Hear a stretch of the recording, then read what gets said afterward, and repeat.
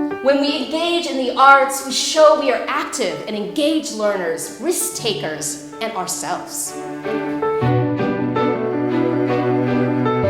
ART stands for Arts Rich Together, and this is a group of stakeholders across South Australia who are interested in improving the experience of children in schools and preschools via the arts.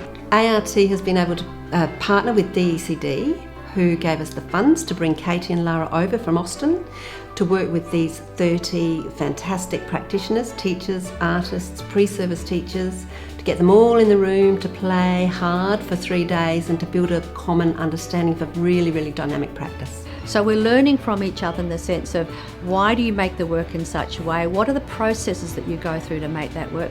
So when you're in the classroom, what are the priorities that you need in your classroom to be able to engage young people in that activity as well? We brought all these people together because of the reputation of the University of Texas in doing this particular work, which is called drama-based instruction. Drama-based instruction is a technique that we've been using for about 10 years across the U.S. It has been a coming together of theater artists and educators who want to improve the culture of learning in the classroom. It uses active and dramatic strategies to really focus on this quality of dialogic sense-making. So this terrific thing that happens when young people are in the room together making authentic connections to their own life with the curriculum. The strategies that we've been given are just going to help engage and excite students to want to learn. Drama-based instruction works just with better practices in education. It really thinks about how do we hook students in or create a need to know. So there's a lot around inquiry. It might be a tool you use at the beginning of a lesson to kinesthetically put them in their body and engage them in the learning, or to make a meaningful connection to their own experience so that they have an investment in learning on the topic.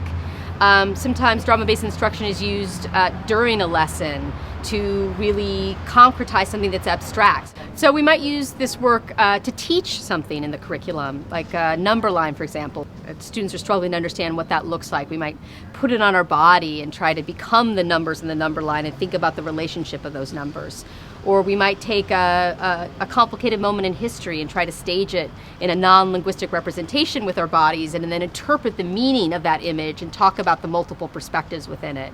But I think the key part of this work, more than anything else, is the reflection. So we go through this work together, and then we make that thinking visible afterwards. We talk about what we did and why, how it felt. We're thinking about these spaces of academic, affective, and aesthetic learning that happens in the practice. And we're trying to make these larger connections to the human condition, to the relevant reasons of how we might apply that same thinking strategy into another context, and why we're doing this, really making thinking and meaning relevant.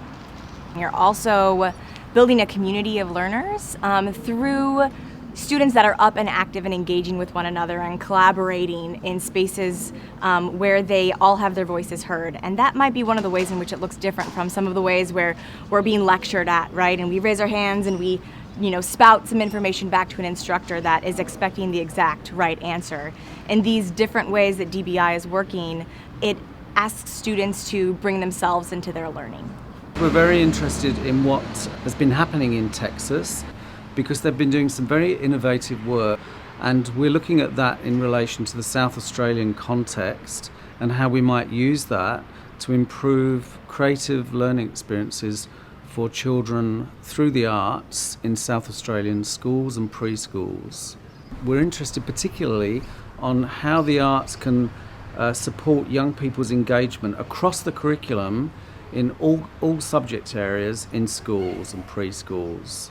To have a setting like this where you actually are open to trying stuff out and getting critical feedback from other practitioners, other artists, teachers who are doing it full time, really gives you an opportunity to examine your practice and make it better.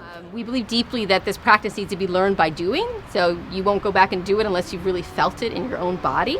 Because a lot of teachers have never done teaching in and through the arts before, so it feels scary to them. And we've actually had folks who left saying, I came in here, I didn't know what I was expecting, this was really new to me, but I had so much fun. The last thing someone said to me was, these 3 days flew by.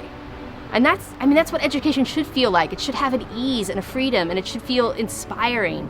And I think one of the biggest impacts about the work is just that space of community, that it brings you together, it allows you to kind of be your best free self, to make those authentic connections, but to really share and understand someone else's perspective.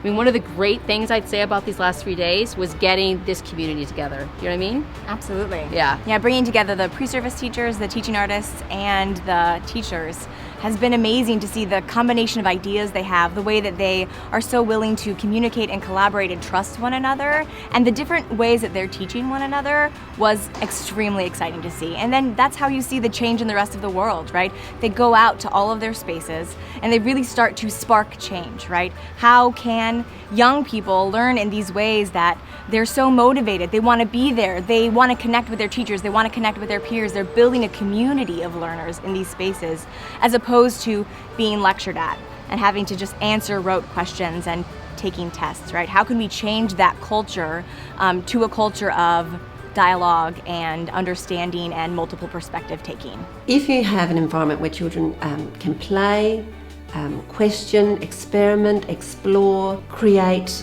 things, create scenarios, experience different opportunities, and if that's a practice across the state, in 20 years' time, we can have a state that's outstanding, because those things are the underpinning of innovation.